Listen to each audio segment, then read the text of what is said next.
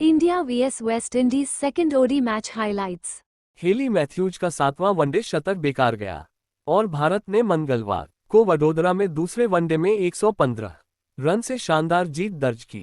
हरलीन देओल ने अपने पहले वनडे शतक की बदौलत जीत का मार्ग प्रशस्त किया और भारत ने 3 मैचों की सीरीज में 2-0 की अजेय बढ़त हासिल कर ली। बल्लेबाजी करने उतरी भारतीय टीम ने पारी की शुरुआत आक्रामक तरीके से की और स्मृति मंधाना और प्रतीक रावल ने शानदार अर्धशतक जड़े। मंधाना ने पारी की दूसरी गेंद को मिड विकेट पर चौका लगाकर शुरू में ही अपनी मंशा जाहिर कर दी।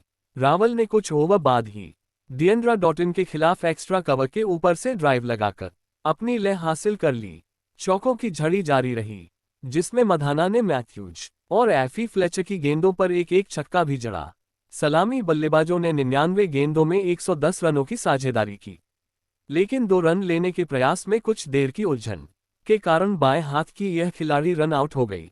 रावल ने जल्द ही अपना अर्धशतक पूरा कर लिया, लेकिन भारत की स्कोरिंग दर में काफी गिरावट आई और बाउंड्रीज भी कम हो गईं। देओल खास तौर पर शुरुआत में स्कोरिंग दर को बनाए रखने के लिए संघर्ष करती रहीं। उन्हें 19 रन पर डॉटिन ने स्क्वायर लेग पर कैच भी किया।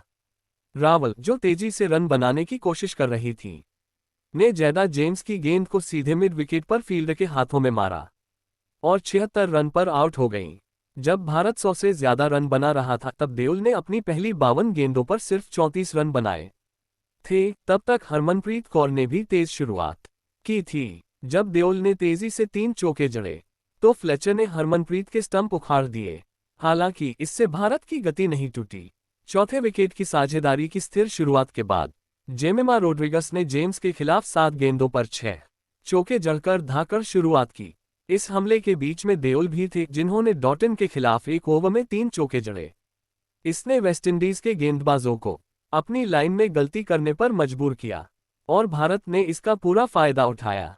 रोड्रिगस के अपने तेज अर्धशतक के बाद जल्द ही आउट होने के बावजूद भारत ने आखिरी 10 ओवरों में 109 रन बनाए, जिससे टीम को वनडे में अपना दूसरा 350 से ज्यादा का स्कोर बनाने में मदद मिली।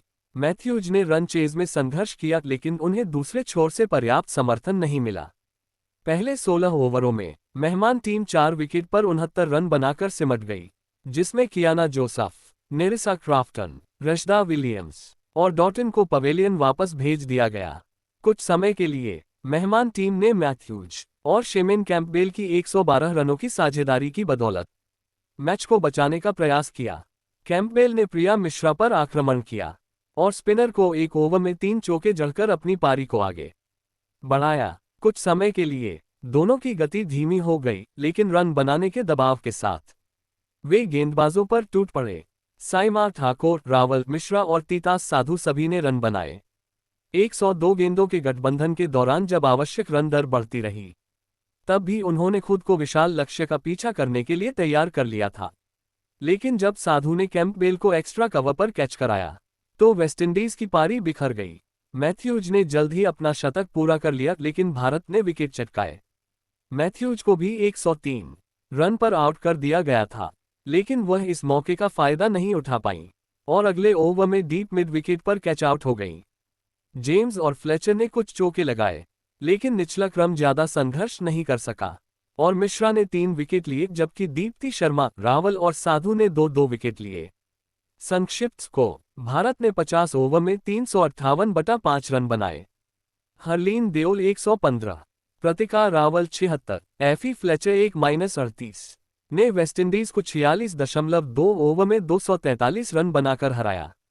Hayley Matthews 106, Shamin Campbell 38, Priya Mishra 3-49, प्रतिका रावल 2-37 115 रन से। ऐसी ही वीडियो के लिए हमारे चैनल को सब्सक्राइब करें।